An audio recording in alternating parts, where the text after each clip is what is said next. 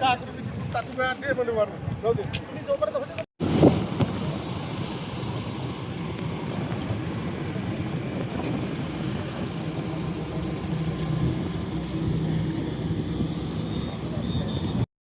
रात्री Pulgaon police station हद्दीमध्ये समृद्धी महामार्गावर एक एथेनॉलचा टँकर पलटी झाला होता।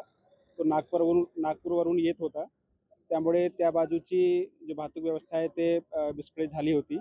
दुसऱ्या बाजूने टप्प्याटप्प्याने दोन्ही बाजूची वाहतूक सोडणे सुरू होते। त्या दरम्यान एक कारला मागून आयशर ट्रकने धडक दिली। त्यामध्ये टोटल 6 लोकांचा मृत्यू झाला अशी प्राथमिक माहिती आमच्याकडे आहे। त्यामध्ये कारमध्ये 4 सवार होते आणि ट्रकचे 2 सवार हे मृत्युमुखी झाले असं माहिती आहे। सध्या ते एथेनॉलचा टँकर पलटी झाला त्याला काढण्यासाठी पाठपुरावा चालू आहे।